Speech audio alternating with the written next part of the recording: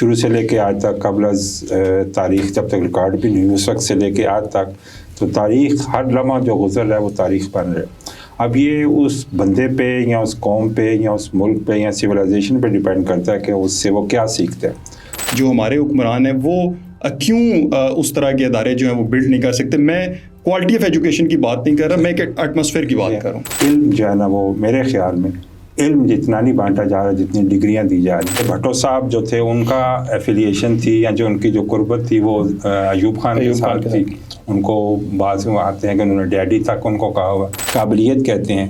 وہ لازمی نہیں کہ جو باپ میں ہو وہ بیٹی میں آ جائے یا بیٹے میں آ جائے. اس کو سب سے پہلے تو اپنی پوزیشن کو اپنی پوسٹ کو ان کو جسٹیفائی کرنے کے لیے بھی شاید ان کو کافی ٹائم لگے گا کہ میں بالکل ایلیجیبل ہوں اور اس کے لیے میں جو ہے نا وہ ڈیزرو کرتی تھی یا یہ میں نے اپنے میرٹ پہ حاصل کیا ہے. السلام علیکم ناظرین, میں ہوں آپ کا میزبان ہوسٹ محمد اسد چودھری اور آپ دیکھ رہے ہیں میرا digital plate form YouTube channel اور فیس بک کے اوپر پلیٹ فارم. آج ہم نے جس موضوع کا انتخاب کیا ہے ناظرین وہ بنیادی طور پر اس کی ریلیونس جو ہے وہ پاکستان مسلم لیگ نون کا وہ جو ڈیسیژن ہے پنجاب کے اندر مریم نواز صاحبہ کو انٹروڈیوس کروانے کا, اس کو ہم فوکس کریں گے اور تاریخی تناظر میں ہم بات کریں گے کہ جو پنجاب کی تاریخ کیا ہے, پنجاب کے اندر جو حکمرانوں کی تاریخ کیا ہے اس کے اوپر بات کی جائے گی. اور ناظرین ہم اس سارے جو پنجاب کی تاریخ ہے, سیاسی خاندانوں کی تاریخ ہے, اس کا احاطہ کرنے کی کوشش کریں گے. اور یہ آج ہمارے لیے باعث خوشی ہے اور مسرت ہے کہ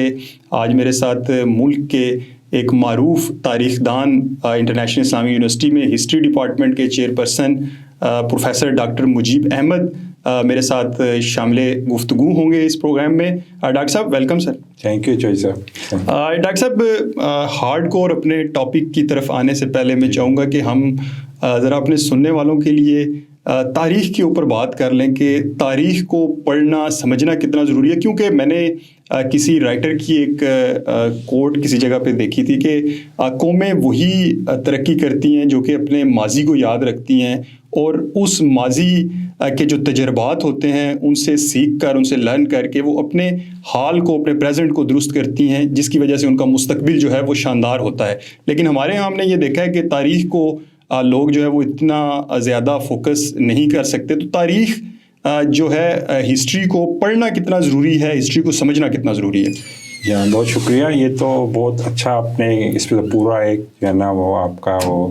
سیشن ہو سکتا ہے. تو تاریخ تو ہم کہتے ہیں اگر شارٹیسٹ اس کی ڈیفینیشن کریں کہ وہ انسان کی تہذیب کی یا انسانی ثقافت کی یا انسانی انٹلیکٹ کی ایک اس کی یادداشت ہے یا اس کا میموری ہے کہ جو انسان نے کیا شروع سے لے کے آج تک قبل از تاریخ جب تک ریکارڈ بھی نہیں ہوئی اس وقت سے لے کے آج تک تو تاریخ ہر لمحہ جو گزر رہا ہے وہ تاریخ بن رہا ہے.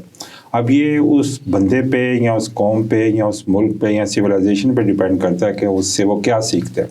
اس سے اچھائی بھی سیکھی جا سکتی ہے, اس سے آپ برائی بھی سیکھ سکتے ہیں کیونکہ تاریخ میں سب کچھ ریکارڈ ہوا. تاریخ ایک ایسی چیز ہے جو کسی کا لحاظ نہیں کرتی. ہم اگر کوئی چیز چھپائیں تو دوسرے سامنے لے آئیں گے, اگر ہم کوئی چیز غلط بیان کریں تو اس کا کوئی دوسرا بیانیہ سامنے آ جائے گا. تو اس لیے تاریخ کو پڑھنا تو اب جیسے آپ نے کہا کہ بالکل بہت ضروری ہے. تاریخ کے بغیر تو ہمیں جیسے مجھے اپنے بیک گراؤنڈ کا, مجھے اپنے آباء و اجداد کا, اپنی فیملی کا مجھے نہیں پتہ چلے گا. اسی طرح ملک کا, اپنے خطے کا, اپنے مذہب کے حوالے سے اگر آپ جس مذہب سے بھی تعلق رکھتے ہیں اس کا بیک گراؤنڈ جب تک آپ کو سمجھ نہیں آئے گا, آپ کو اپنے ایگزسٹنس کا, آپ کو اپنے وجود کا, آپ کو اپنی اہمیت کا احساس نہیں ہوگا. تو تاریخ آپ کو ایک ایسا شعور دیتی ہے اور پیچھے آپ کی وہ بیک اپ بھی کرتی ہے اور آپ کے اندر ایک خود اعتمادی پیدا کرتی ہے کہ آئی بلانگس ٹو دیٹ ایریا یا آئی بلانگس ٹو دیٹ سویلائزیشن. اگر آپ کو بالکل آپ کو بیک گراؤنڈ نہیں ہوگا تو آپ بالکل وہ اندھیرے میں ہوں گے کہ مجھے تو پیچھے کا کوئی پتہ نہیں تو میں آگے کیا کروں. تو اس لیے تاریخ وہ مگر جو آپ نے کہا کہ سیکھتے ہیں, مگر میں کہوں گا کہ لوگ اس سے سیکھنا چاہیے, سیکھتے ہیں اور اس میں جو ہے نا وہ بڑا فرق ہے کہ ہم سیکھتے نہیں ہیں اور ہم ایوائڈ کرتے ہیں. ہم وہ طوطے کی طرح ہم اپنی کبوتر کی طرح آنکھیں بند کرنا چاہتے ہیں کہ تاریخ, کیونکہ ہمیں پتہ ہے کہ ہماری جو تاریخ ہے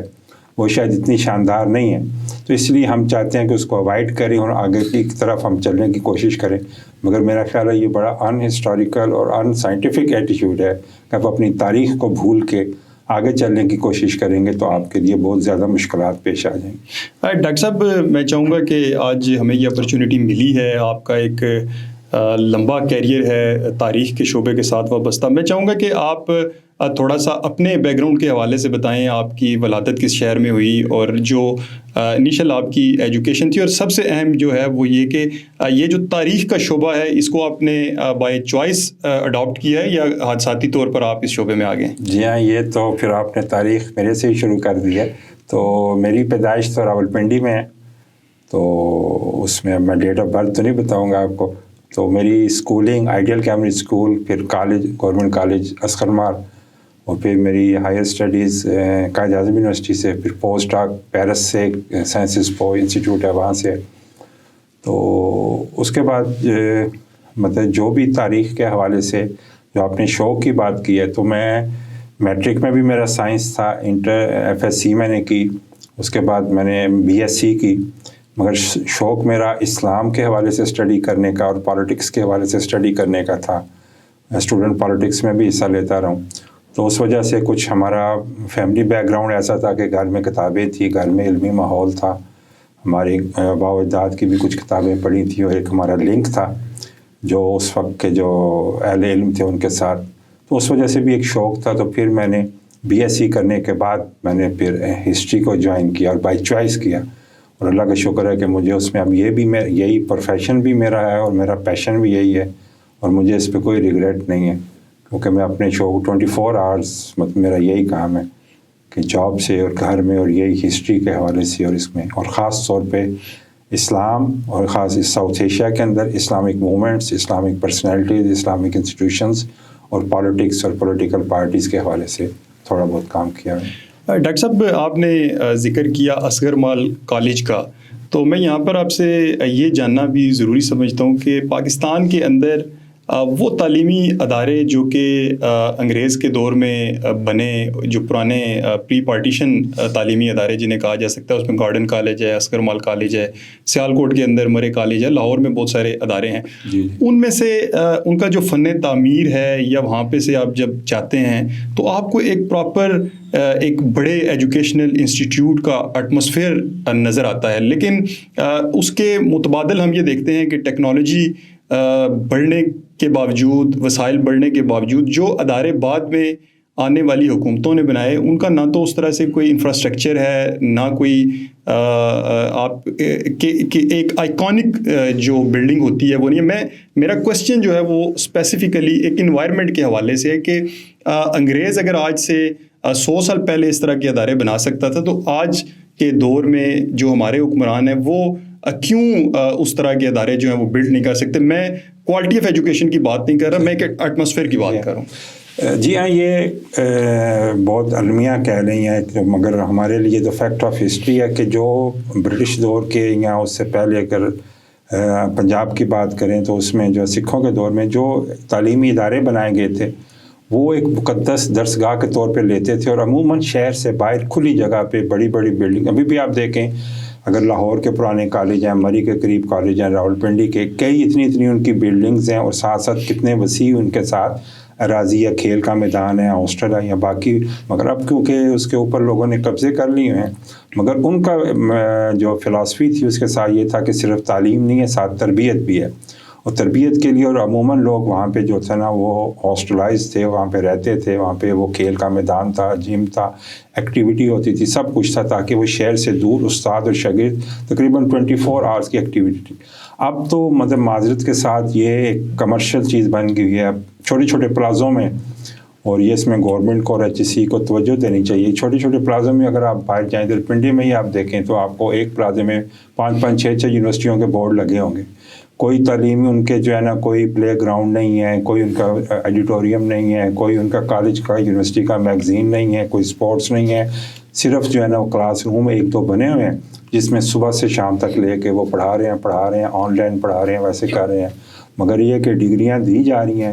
علم جو ہے نا وہ میرے خیال میں علم جتنا نہیں بانٹا جا رہا جتنی ڈگریاں دی جا رہی ہیں. تو وہ جو انگریز کی اچھائیاں بھی ہیں اور برائیاں بھی ہیں جو لوگوں کی دو رائے ہے، مگر اچھائیوں کے لحاظ سے اس نے ہاسپٹلز وغیرہ بھی اس نے اسی طرح بنائے، کھلے کھلے بڑے بڑے بنائے، اور تعلیمی ادارے بھی اس نے اسی لیے بنائے، حالانکہ وہ باہر سے آئے تھے، ان کو ہماری قوم سے کوئی انٹرسٹ نہیں تھا، ہم کے اوپر وہ حکمرانی کر رہے تھے، مگر انہوں نے اس نظریے کے تحت کہ تعلیم اور طب جو ہے ایک مقدس پیشہ ہے، اور ہمارے اسلام کے بھی ہے کہ یہ تعلیم وغیرہ جو ہے نا انبیاء کا پیشہ ہے، علم جو ہے انبیاء کی وراثت ہے، مگر ہم نے اس کو کمرشل کر کے جو ہے ہم نے اس کو سکویز کر دیا، دن بدن ہمارے تعلیمی ادارے، اسکول کالج آپ دیکھ لیں، جتنے چھوٹے چھوٹے گھروں میں اسکول بنتے ہیں، اور ہم اتنے ہی ہم بچے اپنے مشکل سے نام الفاظ اس طرح کے کار رکھ کے ہمارے بچے بڑی خوشی سے جاتے ہیں، بڑی بڑی فیسیں دے رہے ہیں، مگر کوئی ان کی گرومنگ نہیں ہے، کوئی ان کی ٹریننگ نہیں ہے، کوئی ان کی فزیکل وہاں پہ کچھ بھی ایکسرسائز نہیں ہے، کھیل کا میدان نہیں ہے، مگر جو ہے نا وہ یہ ہم خوش ہوتے ہیں کہ ہمارے بچے فلاں فلاں مشکل اسکول کے اندر جو الفاظ ہیں اس کے وہ پڑھ رہے ہیں، اور ہم اس سے خوش ہوتے ہیں۔ ڈاکٹر صاحب واپس آتے ہیں، جو ایک موجودہ ایشو تو اسے نہیں کہنا چاہیے، ایک پولیٹیکل موو جو پاکستان مسلم لیگ نون کی جانب سے لی گئی ہے، مریم نواز صاحبہ کو پنجاب کی پہلی خاتون وزیر اعلیٰ وہ بننے جا رہی ہیں، یہ ایک پیراڈائم شفٹ ہوگا نہ صرف پنجاب کی سیاست کے اندر بلکہ پاکستان کے اندر کسی بھی صوبے کی وزیر اعلیٰ الیکٹڈ جو ہیں وہ کوئی خاتون نہیں رہیں۔ ہم اس جانب چلیں گے، لیکن میں چاہوں گا کہ سننے والوں کے لیے پہلے جو ایک اوورآل پنجاب کی تاریخ ہے ہمیں اس کے اوپر بات کرنے کی ضرورت ہے کہ پنجاب کی جو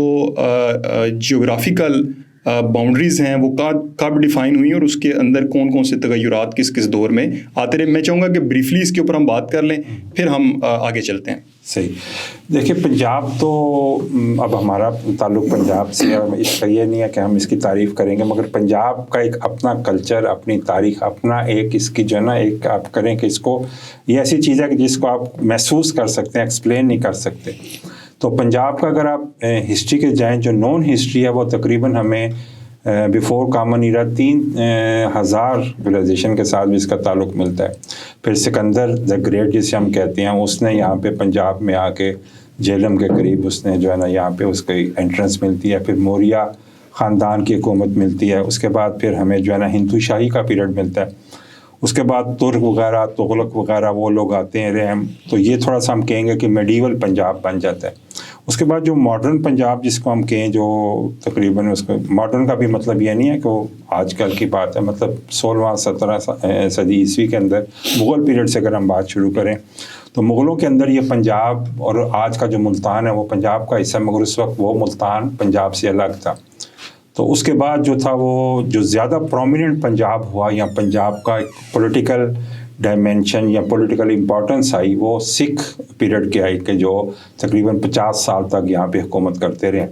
10 سال کے قریب تو رنجیت سنگھ، جسے مہاراجہ رنجیت سنگھ کہتے ہیں، جو پیدا بھی گوجرانوالا میں ایک قصبے میں ہوئے، اور ان کی جو سمادھی ہے وہ لاہور میں بادشاہی مسجد کے ساتھ ہے، تو انہوں نے ادھر آ کے تقریباً وہ 40 سال انہوں نے حکومت کی۔ اس کے بعد پھر ان کا بیٹا تھا وہ، اور ان کی 2 بیٹے تھے چھوٹے تھے، انہوں نے حکومت کی برائے نام، مگر اصل جو اقتدار تھا وہ ان کی ماں چند کور جو تھا ان کے پاس تھا۔ تو جو آپ نے بھی کہا کہ وہ مریم صاحبہ جو ہے وہ پہلی چیف منسٹر بن رہی ہیں، تو وہ اس لحاظ سے تو ٹھیک ہے، مگر اگر آپ پنجاب کے اس میں، کیونکہ اس وقت ان کو چیف منسٹر تو نہیں کہا، ان کو ریجنٹ کے طور پہ کہتے تھے کہ یہ اس سکھ سلطنت کے یا سکھ اس کے حکومت کی وہ نگران ہے، کیونکہ بچے ان کے چھوٹے تھے، مگر 10 سال انہوں نے اپنے بچوں کے نام پہ حکومت کی ہے۔ اور اس کے بعد ان کے 1849 میں، مارچ 1849 میں جب انگریز نے پنجاب پہ قبضہ کیا سکھوں کے اینگلو سکھ وار کے بعد، اس کے بعد برٹش پیریڈ کے اندر یہاں پہ جو تھا وہ پنجاب کے اندر کئی ایسے واقعات ہوئے، انہوں نے کچھ کانسٹیٹیوشنل ریفارمز کیے، پولیٹیکل ریفارمز کیے، یہاں پہ بڑے بڑے واقعات بھی ہوئے کہ جو پوری دنیا میں آج بھی، خاص طور پہ جلیانوالا باغ کا، جس کو امرتسر کا قتل عام بھی ہم کہتے ہیں، کہ ہزاروں کی تعداد میں وہ اپریل 1919 کے اندر وہ واقعہ ہوا، اور پاکستان موومنٹ کے حوالے سے، تحریک آزادی کے حوالے سے کافی یہاں پہ مذہبی سیاسی تحریکیں جو ہے نا وہ یہاں پہ، پنجاب ایک مردم خیز علاقہ تھا، اس وقت بھی امپورٹنٹ تھا اور آج کی بھی پالیٹکس میں امپورٹنٹ ہے۔ پنجاب اور بنگال وہ بڑے صوبے تھے۔ تو برٹش کے دور کے اندر جب یہ انگریز کے بعد جو سکھوں کے بعد جب برٹش نے یہاں پہ وہ قبضہ کر لیا، تو اس کے بعد انہوں نے کانسٹیٹیوشنل ڈیولپمنٹ کی یا کانسٹیٹیوشنل ریفارمز کی، تو لوگوں کو الیکشنز کے ذریعے سب سے پہلے جو کہنا چاہیے کہ یہاں پہ جو گورنمنٹ بنی انڈیجنس لوگوں کی بنی، یونینسٹ پارٹی تھی اس وقت کہ جو مسلم لیگ کے مقابلے میں ایک سیکولر سی یا پلورلسٹک سوسائٹی کی وہ ماننے والی یونینسٹ پارٹی تھی، تو اس کے سر سکندر حیات خان جن کا ادھر حسن ابدال کے قریب آبائی گاؤں تھا، تو وہ پہلے ایک مسلمان بھی کہہ لیں یا لوکل ایک جو تھے یا انڈیجنس یا مقامی جو تھے وہ چیف منسٹر بنے، اور اس کے بعد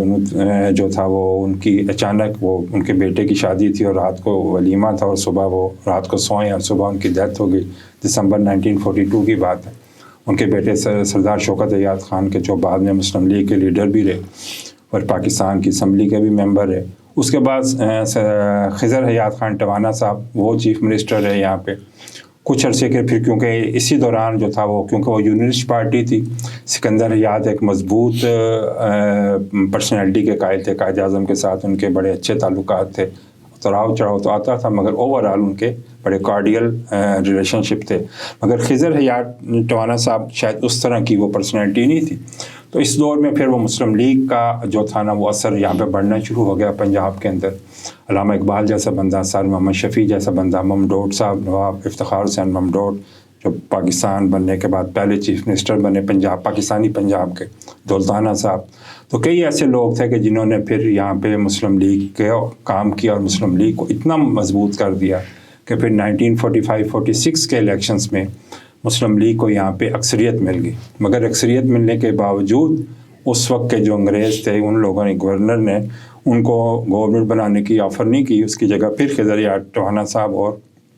اکالی دل یا سکھوں کی جو پارٹیاں تھیں یا کرسچنز کی جو چھوٹی بڑی ایک دو پارٹیاں تھیں ان کے ملا کے ان کی حکومت بنائی۔ مسلم لیگ نے ان کے خلاف سول ڈس اوبیڈینس کی موومنٹ چلائی۔ پھر مارچ 1947 میں پاکستان بننے سے کچھ عرصہ پہلے خضر حیات کی حکومت کو ڈیزالو کر دیا گیا اور گورنر راج لگا دیا۔ تو پاکستان جب بنا تو یہ پنجاب واحد صوبہ تھا کہ جہاں پہ الیکٹڈ گورنمنٹ نہیں تھی بلکہ گورنر راج تھا۔ پھر جب پاکستان بن گیا 1947 کے بعد تو پہلا جو چیف منسٹر بنا وہ ابھی میں نے نام لیا نواب افتخار حسین خان ممڈوٹ صاحب بنے تھے۔ تو ان کی جو زیادہ تر خدمات ہیں خاص طور پہ جو مہاجرین، کیونکہ آپ کو پتہ ہوگا کہ جو لاہور ہمارا والٹن اور واگا ہے وہاں سے کافی مہاجرین جو مشرقی پنجاب، اس سے پہلے میں تھوڑی بات کر دوں کہ جو پنجاب تھا، جو برٹش پنجاب جسے ہم کہتے ہیں، اس کی جب تقسیم، اور یہ دو ایسے علاقے تھے اس وقت کے برٹش انڈیا میں، پنجاب اور بنگال کی، جن کی تقسیم در تقسیم ہوئی۔ ایک تو اوورآل انڈیا، برٹش انڈیا کی ڈویژن ہوئی، اس کے بعد پھر دو صوبے تھے، ایک بنگال کا اور ایک پنجاب کا، جن کی سب ڈویژن آگے سے ہوئی۔ تو جو ایسٹ پنجاب تھا وہ انڈیا کے پاس گیا اور اسی طرح اس کا الٹ ہوا، ایسٹ بنگال ہمارے پاس آیا جو آج کا بنگلہ دیش ہے، اور ویسٹ پنجاب ہمارے پاس آیا اور ویسٹ بنگال انڈیا کے پاس گیا۔ تو اس میں کیونکہ ہمارا جو پنجاب تھا آیا تو جو آج کا موجودہ پاکستان ہے یہ تقریباً 51-52% اس کا علاقہ تھا، اور دوسرا جو انڈیا کے پاس گیا اس کا تقریباً 48-47 کے قریب رقبہ تھا۔ پاپولیشن تقریباً ملی جلی تھی، سکھ اور مسلم زیادہ تھے، ہندو بھی تھے، دوسری مائنارٹیز بھی تھیں، مگر یہ دو زیادہ تھے۔ تو اس طرح اب اگر ہم پاکستان کی بات کریں تو اس پنجاب کے اندر یہ تھا کہ اس وقت یہ بہاولپور وغیرہ اس میں بھی شامل نہیں تھے کیونکہ وہ انڈیپینڈنٹ اسٹیٹ تھے۔ تو جب ہم اس کی چیف منسٹر کی بات کریں گے تو اس کا مطلب ہے کہ بہاولپور کو نکال کے جو تھا، اب ملتان بھی پنجاب کا حصہ بن گیا ہوا تھا، تو وہ چیف ممڈوٹ صاحب کے اور اس وقت کے دولتانہ صاحب ایک بڑی اسٹرانگ وہ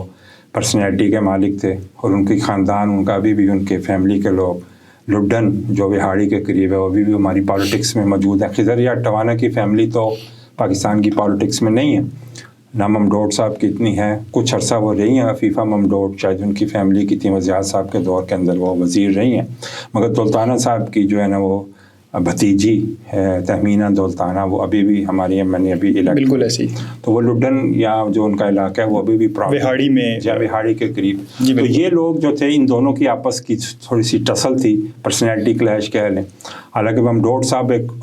بے شک وہ آخری وقت میں مسلم لیگ میں شامل ہوئے، پہلے وہ کانگریس میں تھے، مگر ایز اے چیف منسٹر جو ان کی سب سے بڑی خدمات ہیں وہ مہاجرین کی آبادکاری کے حوالے سے۔ تو اس مسئلے پہ کچھ ان کا ایشوز ہوا، کچھ تنظیمی معاملات پہ، جیسے صوبہ سرحد کے اندر جو اس وقت کا صوبہ سرحد تھا، آج کل اس کو خیبر پختونخوا کہتے ہیں، اس میں پیر صاحب مانکی شریف کا اور خان عبدالقیوم خان کا तंजीमी मामलात में क्लैश हुआ। इसी तरह इन दो पर्सनैलिटीज़ का यहाँ पे क्लैश हुआ, जिसकी वजह से फिर जो था ना वो इनका वो जिसे हम कहते हैं कि वो म्यूज़िकल चेयर वाला हिसाब था इनकी, और ख़ास तौर पे फिर जो 53 की जो मूवमेंट चली, जो एंटी कादियानी मूवमेंट थी, उसका भी बेस लाहौर ही था। तो उसके पीछे भी हम कहते हैं कि ये मजहबी के अलावा ये सियासी टसल भी थी कि दौलताना साहब जो था ना अपोजिशन को सपोर्ट कर रहे थे, और वो तो इसमें ममडोड साहब ने रिज़ाइन कर दिया उन्होंने। तो उसके बाद जो था फिर कुछ अरसे बाद दौलताना साहब बने। फिर एक लंबा इसमें लिस्ट आती है कि उसमें मुमताज़ दौलताना साहब, मलक फ़िरोज़ ख़ान नून साहब, उसके बाद अब्दुल हमीद दस्ती साहब, ये मुल्तान के करीब एक दस्ती फैमिली है वहाँ के। और फिर जब 1 यूनिट बन गया 55 में, पूरा ये पंजाब आज का पाकिस्तान के पी का, सिंध का, ये सारे इलाके और बहावलपुर उनका करके 1 यूनिट बनाया गया। तो फिर उस वक्त को मगरबी पाकिस्तान, उसमें फिर जो वज़ीर आला बने डॉक्टर ख़ान साहब, जो ख़ान अब्दुल गफ़ार ख़ान के भाई थे, वो चीफ़ मिनिस्टर बने। फिर उनके बाद जब उनका कत्ल हुआ, उसके बाद एक रिटायर्ड आईजी थे अब्दुल रशीद ख़ान साहब, उनको बनाया गया। तो ये 1 यूनिट जो था ना वो चल, फिर माशाल्लाह आ गया, पॉलिटिक्स ख़त्म हो गई, असम्बलियाँ डिज़ाल्व हो गई। फिर ये जनरल याह्या खान के दौर में 1970 के अंदर 1 यूनिट को तोड़ा गया। तो फिर मगर बहावलपुर जो पहले इंडिपेंडेंट रियासत थी, एक बड़ी सोशल वेलफेयर रियासत थी, जिसमें अब्बासी ख़ानदान नवाब, उन्होंने बहुत अच्छी तरह उस स्टेट को चलाया हुआ था। मगर वो जब इसको ख़त्म किया गया तो उसको दोबारा रिवाइव नहीं किया गया। वो अभी भी पंजाब का हिस्सा है और वो हमारे साथ अभी भी है। इसके बाद जब हम आगे बढ़ते हैं, जुल्फ़िकार अली भुट्टो शहीद जो हैं, उनके ज़माने में 70s की अगर हम बात करें तो उस दौर में फिर पंजाब का वज़ीर आला कौन रहा, और शरीफ फैमिली जो है उसकी सियासत में एंट्री जो है 80s के अंदर, ये भी बड़ी इंपॉर्टेंट है। मैं चाहूँगा कि ब्रीफली पहले आप वो भुट्टो साहब के ज़माने को हम डिस्कस कर लेते हैं, उसके बाद फिर जो असल हुक्मरान जिनको कहा जाता है पंजाब के मौजूदा हुक्मरान, उनके ऊपर भी बात कर लेते हैं। तो अयूब खान का जब मार्शल लॉ था तो फिर उन्होंने मार्शल लॉ ख़त्म किया, फिर इलेक्शन करवाए। उसमें वो प्रेसिडेंशियल कैंडिडेट थे, एक तरफ मोहतरमा फ़ातिमा जिन्ना थी, तो वो भी इतना कामयाब नहीं हुआ। फिर 69 के अंदर जो था उनकी एंटी अयूब मूवमेंट चली, फिर एक नया मार्शल लॉ आया, फिर इलेक्शंस करवाए गए। और इसी दौरान जो अभी पीपल्स पार्टी की बात की है, तो उसी दौरान पीपल्स पार्टी भी 30 नवंबर 1967 को लाहौर के अंदर डॉक्टर मुबशर हसन थे, अभी उनका हाल ही में इंतकाल हुआ है, उनके घर के अंदर जो था ना वो पीपल्स पार्टी की बुनियाद रखी गई। तो पंजाब मतलब शुरू से प्री पार्टीशन और लाहौर जो था ना एक इम्पॉर्टेंट मरकज़ था, पहले भी था और आज भी है। तो उसमें फिर वो पीपल्स पार्टी जो थी उसने 70 का इलेक्शन रोटी कपड़ा और मकान के नाम पे उन्होंने इलेक्शन लड़ा, तो जिसमें फिर वो एक अलमिया है और वो हमारी हिस्ट्री का हिस्सा है, हम उसको हमें मानना भी पड़ेगा। है तो बहुत दर्दनाक हिस्ट्री कि जिसमें हमारा एक बाजू ईस्ट पाकिस्तान हमसे अलग हुआ। उसकी वजूहत क्या थी, उसमें सियासी भी थी, उसमें इंतज़ामी भी थी, तंजीमी भी, और उसमें जितने भी उस वक्त के जो हुक्मरान थे वो उसमें ज़िम्मेदार थे। तो इस वजह से फिर उसमें इस जो आज का पाकिस्तान है, जिसको फिर बाद में भुट्टो साहब ने नया पाकिस्तान का, उस पाकिस्तान के अंदर ख़ास तौर पे पंजाब के अंदर पीपल्स पार्टी को अक्सरियत मिली, सीटें मिली उनको। तो उसकी बुनियाद पे फिर उन्होंने पंजाब के अंदर अपनी मरकज़ में भी हुकूमत बनाई, सिंध के अंदर भी हुकूमत बनाई, और इधर पंजाब में भी बनाई। बलूचिस्तान को सूबे का दर्जा मिल गया, और KP के अंदर तो वहाँ पे नैब उस वक्त नेशनल अवामी पार्टी और जमीयत उलमा इस्लाम, उसको कोलेशन से पीपल्स पार्टी ने गवर्नमेंट बनाई। तो पंजाब के अंदर जो पीपल्स पार्टी का जो सबसे पहला जो उनका आप कह लेंगे वो वज़ीर आला बने, वो थे उसमें मलिक ग़ुलाम मुस्तफ़ा खर। उनको जो था वो वो मतलब वज़ीर आला भी बने, फिर बाद में उनको हटा के वो गवर्नर के तौर पर भी काम करते। उसके बाद फिर मलक मिराज खालिद साहब, हनीफ रामे साहब, फिर नवाब सादिक हुसैन कुरैशी जिनका मुल्तान से ताल्लुक़ था, वो बनते रहे। अब इसमें एक बड़ी इंपॉर्टेंट और इंटरेस्टिंग बात है कि ये भुट्टो साहब का वो अगर हम कहें कि 72 से लेकर 77 तक का पीरियड बनता है, बीच में मार्च 77 में इलेक्शन भी हुए, उसके ख़िलाफ़ रिगिंग के इल्ज़ाम हैं, और वो तहरीक चली, तहरीक निज़ाम मुस्तफ़ा, फिर मार्शल लॉ आया। तो उस वक्त तक पीपल्स पार्टी की हुकूमत थी पंजाब में। मतलब 5 जुलाई 1977 को जो पंजाब में चीफ मिनिस्टर था नवाब सादिक हुसैन कुरैशी, वो पीपल्स पार्टी से था। उस वक्त से लेके आज तक पंजाब के अंदर पीपल्स पार्टी के नाम से कोई उनका अपना बंदा चीफ मिनिस्टर के तौर पे नहीं आया। کولیشن میں وہ ہم بات کریں گے، بعض اوقات وہ کولیشن کے ساتھ وہ آتے رہے ہیں، مگر جب بھی چیف منسٹر کوئی آیا ہے اس کا تعلق کسی نہ کسی طرح پاکستان مسلم لیگ کے کسی بھی گروپ کے ساتھ، چاہے وہ جنیجو گروپ ہو، قائد اعظم گروپ ہو یا نواز شریف گروپ ہو، ان کے ساتھ ان کا تعلق تھا. تو پیپلز پارٹی کا یہ ایک بڑا انٹرسٹنگ فنامین ہے کہ 77 سے لے کے آج تک 2024 تک ان کا چیف منسٹر جو ہے نا وہ یہاں پہ نہیں آیا. تو وہ جو ابھی آپ نے نواز شریف فیملی کی بات کی، تو نواز شریف فیملی کی جو ایمرجنس ہے پاکستان کی پالیٹکس میں، وہ جیسے بھٹو صاحب جو تھے ان کا ایفیلیشن تھی یا جو ان کی جو قربت تھی وہ ایوب خان کے ساتھ تھی. ان کو بعض میں آتے ہیں کہ انہوں نے ڈیڈی تک ان کو کہا ہوا، تو ان کی بھی پرورش یا ان کی بھی جو گرومنگ ہے وہ ایک فوجی کے انڈر ہوئی. اسی طرح نواز شریف کو، اور یہ اس فیملی کے اندر پہلے نواز شریف صاحب ہیں کہ جو پرومیننٹ ہوئے اور آ کے چیف منسٹر بنے، اور وہ بھی جنرل ضیاء الحق کے جو غیر جماعتی انتخابات ہوئے تھے 85 میں، اس کے تحت وہ آ کے وہ پنجاب کے وزیر اعلیٰ بنے. تو اس کے بعد وہ تقریباً 2 ٹرم انہوں نے پوری کی ہیں. اس کے بعد پھر جو تھا ان کے غلام حیدر وائن صاحب، انہی کی پارٹی کا. اب اس میں پاکستان بننے کے لے کے 77 تک پیپلز پارٹی کو چھوڑ کے اس میں اکثریت جتنے بھی وزیر اعلیٰ تھے وہ بھی کسی نہ کسی طرح مسلم لیگ سے ان کا تعلق تھا، کسی نہ کسی فرکشن کے ساتھ ان کا تعلق تھا. 1-2 ریپبلکن پارٹی جو اس وقت بنی تھی اب وہ ختم ہو گیا، اس سے تعلق تھا. اسی طرح اب جتنے بھی ہم بات کریں گے 85 سے لے کے آنورڈ آج تک، سوائے یہ پی ٹی آئی کے بزدار صاحب کو چھوڑ کے، باقی تقریباً سارے جتنے بھی بنے ہیں ان کا کسی نہ کسی طرح تعلق مسلم لیگ سے رہا ہے. تو نواز شریف صاحب بنے، اس کے بعد غلام حیدر وائن صاحب بنے، پھر اس کے بعد بھٹو صاحب، منظور بھٹو صاحب کا بھی نام آیا، 2-3 دفعہ وہ بنے. پھر زگ زیگ چلتی رہی، کبھی بھٹو صاحب بنتے تھے کبھی ہٹائے جائے. پھر چودھری پرویز الہی صاحب بھی بیچ میں آئے. اس کے بعد جو ہے نا پھر شہباز شریف کی انٹرنس ہوتی ہے، وہ بھی 3 دفعہ یہاں پہ وہ الیکٹ ہو کے آئے اور چیف منسٹر رہے ہیں. اور اس میں کیئر ٹیکر لوگ بھی آتے رہے ہیں، جو پہلا، کیونکہ اس سے پہلے یہ قانون نہیں تھا کہ جب الیکشنز ہو تو انٹرم گورنمنٹ بنے گی. تو یہ شاید 90s کے بعد یہ امینڈمنٹ کی، اور اس کے بعد پھر یہ کیئر ٹیکر، پہلے کیئر ٹیکر پرائم منسٹر جو بنے ہیں وہ غلام مصطفیٰ جتوئی صاحب جو تھے، جو پیپلز پارٹی سے نکل کے آئے، وہ پرائم منسٹر بنے. اور پھر جو پہلے پنجاب کے کیئر ٹیکر بنے تھے وہ شیخ منظور الہی صاحب. تو اس طرح ان کو اگر ہم نکال کے کیئر ٹیکرز کو نکال کے ہم بات کریں، جو پرماننٹ لوگ یا الیکٹڈ لوگ آئے، ان میں سے بھی زیادہ تر جو لوگ ہیں وہ مسلم لیگ کے ہی ہیں، اور اس میں سے بھی زیادہ تر جو ٹرمز پوری کی ہیں اور نواز شریف فیملی کی، کہ حمزہ صاحب بھی اس میں، حمزہ شہباز شریف کا بھی نام آتا ہے کچھ عرصے کے لیے، شاید کو 4-5 ماہ کے لیے لے ہیں مگر وہ چیف منسٹر کے طور پہ. پھر دوست محمد کھوسا صاحب وہ بھی کچھ عرصہ کے لیے رہے ہیں. چودھری پرویز الہی 2 دفعہ رہے ہیں. اس طرح کے پھر بزدار صاحب کا دور آیا. اب جو بیگم اس میں مریم نواز صاحبہ کی بات ہو رہی ہے، اب اس میں تھوڑا سا اگر ہم اس کو، کیونکہ یہ ان کی پارٹی کا فیصلہ ہے اور ہم اس کو، ان کی پارٹی ابھی سادہ اکثریت ان کے پاس ہے، اس کو سب کو قبول کرنا چاہیے. اب وہ کیسے پرفارم کرتی ہیں یا کیا وہ کرتی ہیں وہ تو بعد کی بات ہے، اور وہ کیسے ایک دم، کیونکہ بعض اس میں جتنے بھی ہم نے نام لیے ہیں اس میں بعض بڑے سیزنڈ قسم کے پولیٹیشنز تھے، بڑا فیملی بیک گراؤنڈ تھا ان کا، اور گراس روٹ لیول کے پولیٹیشنز تھے.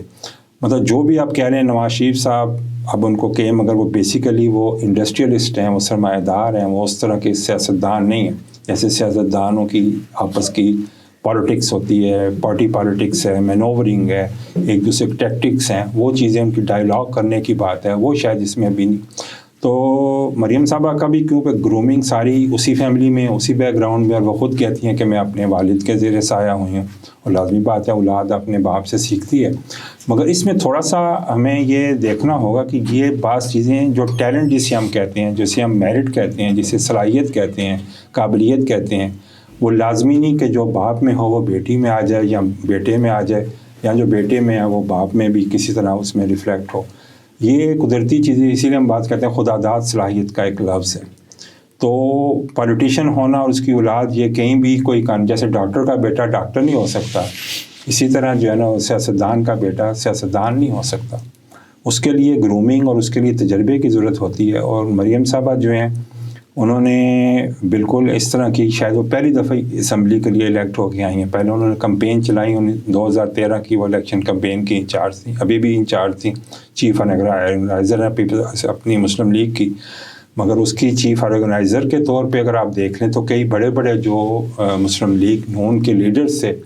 وہ ان سے اتفاق نہیں کرتے تھے یا ان کی قیادت میں انہوں نے کام کرنا نہیں چاہا اور وہ پارٹی سے الگ ہو گئے. بعض نے تو الیکشن لڑا مگر بعض نے الیکشن بھی نہیں لڑا کہ ہم مریم صاحبہ کے اس میں انڈر کام نہیں کر سکتے. تو اس طرح اب ان کو دیکھنا پڑے گا کہ اب ان کی پوزیشن جو ہے نا وہ بڑی بھاری ذمہ داری ان کے اوپر ہے کہ پارٹی کو بھی اگر وہ لے کے چلیں گی, پھر پارلیمانی پارٹی کو بھی لے کے چلیں گی, گورنمنٹ کو بھی لے کے چلیں گی, پھر اپوزیشن کو,